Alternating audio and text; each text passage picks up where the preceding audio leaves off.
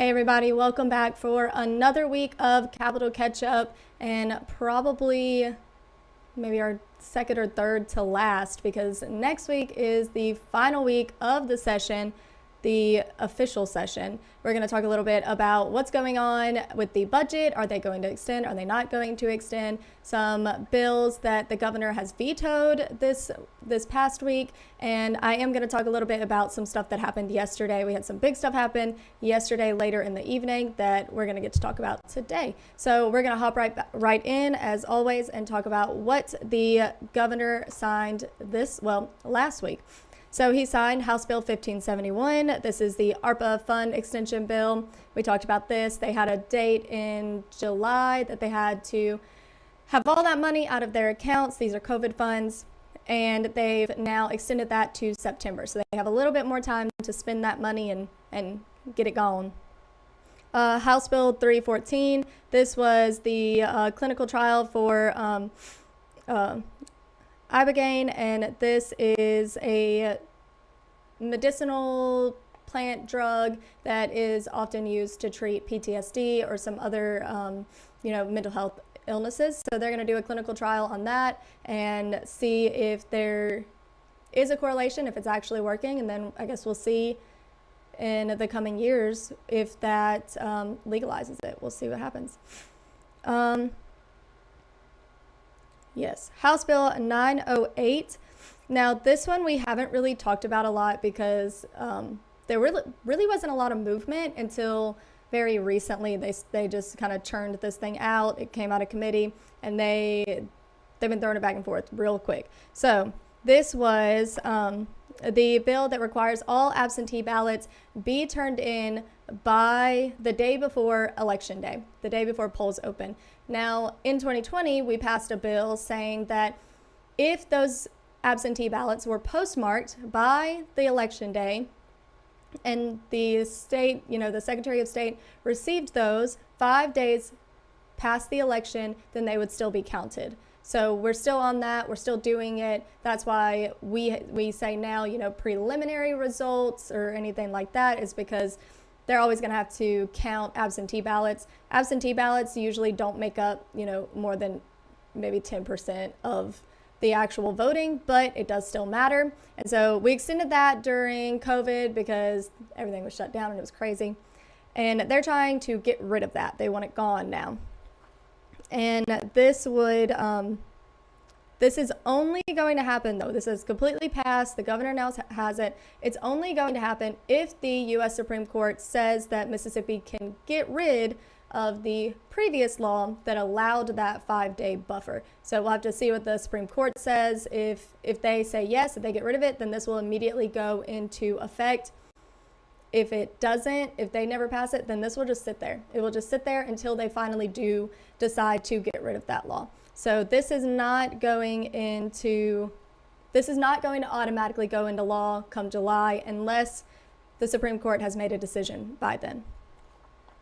And the big topic of the week, once again, is teacher pay raises. That has been a huge part of this entire session. Teacher pay raises, education bills. They're putting a lot of money towards education, in the millions. And so a huge part of that is coming from teacher pay raises. And I don't know how some people are going to feel. I will say from teachers I've read about, they're not very happy with the outcome of this. But as we're kind of nearing the end, it does feel like they were just trying to get something out there. So what happened was the House amended that bill and sent it back to the Senate, and the Senate said, you know what, we don't like what you've changed. So we're going to send this over to conference, and they're going to talk about it. So one of our legislators, Dennis DeBar, he was on that conference, and they came back with the following, and it has now officially been sent to the governor. We'll see what the governor says. So it deletes some of the stuff that the House put in. It says deletes Amendment 1. Now, the issue is that they never actually posted the original or the new bill. So I don't know what Amendment 1 is. Nobody does at this time. I'd have to probably go into records at the Capitol and ask them to supply me with the actual bill because they have not posted it online, but we do have the new bill. So we're gonna talk about what is in that. I was able to read the conference report and everything they've changed and what has passed. So this is the official bill that's passed. I've seen that one. So the original proposal offered up a $5,000 raise in the House. That's what they suggested. And the Senate suggested a $6,000 raise. And that was for only teachers. It did not include everybody else, assistant teachers. There were supplemental pay. So that's what I'm assuming they probably took out if it was there, but I'm not sure. It's maybe some kind of supplemental pay because it's not in here at all. And that was in the original bills a lot. All of the teacher pay raises bills offered some kind of supplement for assistant teachers. So I didn't see that in here. That's not to say, the governor could always veto that, change it, but it adds them into with the teachers now. So teachers, assistant teachers, psychologists, occupational therapists will all get a $2,000 raise. SPED teachers will get a $4,000 raise, and school attendance officers are getting a $5,000 raise. So these are just raises across the board. Now, what's interesting about this is a 1-year only raise. And they said when they passed this bill that they would revisit it next year and hope to get more money for their teachers. They wanted to be quote for quote, they wanted to be prudent. They didn't want to spend too much money and not have that money for other things. Specifically, Trump's big beautiful bill has some stuff that Mississippi would need to put money towards. And so they didn't want that money to not be there. From my understanding, the conference report lowers that amount to $2,000. So that's a big difference from the $5,000, $6,000 that we originally started at. And, when I went up to the Capitol when this all started, I was told that they wanted to increase it, that's what they thought, not that it would go down, but that, and I talked to a lot of people, they thought that it would go back and forth and they would keep raising it, that they would argue, well, we can spend $50 more here, we can spend, whatever here. That did not happen. It, in fact, was the complete opposite. And now they're really out of time to rewrite this bill, make it bigger, reappropriate money, because the focus for this week and next week is going to mainly be on that budget. A lot of stuff has already died on the calendar because they didn't get to it. So it also includes hiring more security guards. And overall, the pay raise is going to come out to about $108 million across the state.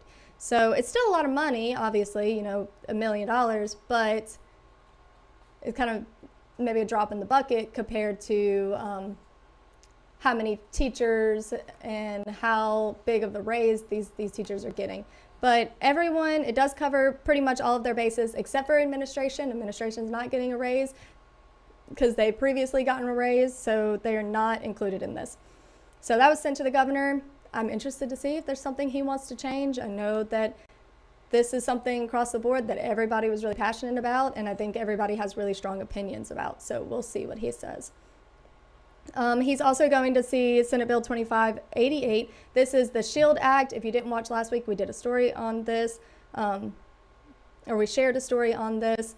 So this is where the Mississippi voting rolls, it gives Mississippi the right to take those voting rolls and put them into I'm going to read it off so I don't get it wrong here, the U.S. Citizenship and Immigration Services Systematic Alien Verification for Entitlements. So that's a list that includes everybody here. If you're found to be on that list and they think you are, their wording here, an alien, then you're going to give a 30-day notice. Within 30 days of receiving that notice from the state, the SHIELD Act says applicants who are registered to vote would have to prove U.S. citizenship via passport, birth certificate, U.S. naturalization document, or any other proof of citizenship that the Federal Immigration Reform and Control Act established in 1986. So you would quite literally have to have none of that for this to apply to you. So it does cover its bases, saying that if you are here, on a green card, or you've been naturalized, or you're here for anything that is under that original Immigration, Reform and Control Act, then you're fine. You just need to, prove that you are still an active citizen, still have your paperwork up to date, I'm guessing. But so that's what that is. It's going to make it so that if you're an immigrant, you're going to have to prove that you are legally in the States in order to vote. So, and it also does, there was a little bit that I read about, this Secretary of State is too busy really around election time to be going through and seeing who is legal and who isn't legal. And they, obviously they still look at everybody. I don't want to say anything bad on them, but they then would have to report that to whoever. So this sets up a program that would then report it to the proper authorities. So the one thing that's interesting is we've got some of our first vetoes of the session, and we're going to talk about those. So House Bill 1152, it's so ironic. These are ones we talked about last week, and they've already been vetoed. The 1152 was where doctors could petition for their clients to get into the medical cannabis program if they had, a serious illness, a disability that affected their life, their mobility, their life expectancy, any of that. If they had that, then their doctor could then petition and they could get a medical cannabis card. Basically, Tate Reeves said, no, it's not happening. He said flat out no to this one. We're going to talk about the other one, which he kind of gave an option for, but this one was a flat out no. So I do have it pulled up here because I wanted to just read through it really quick. So here's what we have, and this is very small. I'll zoom in. So that's just the forward, basically. So why did the governor say no to this? Pretty much it's all right here. Since the adoption of the act in 2022, that's since they legalized medical cannabis, it has been a continuing challenge to strike the appropriate balance between the utilization of marijuana for medical purposes versus the utilization of marijuana for recreational purposes. To this end, the act places appropriate safeguards by requiring a person seeking to utilize medical marijuana be diagnosed by a registered healthcare provider with whom the patient has a bona fide relationship with. The act further requires that such persons be evaluated at least once every 12 months to ensure such medical and palliative benefit from the use of medical marijuana continues. These safeguards have been largely successful in achieving their intended purposes to cabin the use of marijuana in Mississippi to the treatment of medical conditions and not for recreational purposes. So essentially he's saying there's really no need. He's saying we don't need to do this. If it's opening it up too much. So he vetoed that. He said, just no, just straight up no. This is actually, so this one, pretty much he's saying there's just too little of a distinction between what is then characterized, what can your doctor petition that it will fall under the category of medical cannabis, and is there a way to prevent people from just going and saying, oh, I have, anxiety, it's debilitating anxiety, and getting medical cannabis when it's really meant for people who have debilitating disabilities that, affect their daily lives. So he's vetoed that. He really did not give any options for bringing it back. And it's probably a little too late in the session. So, but we'll see what happens.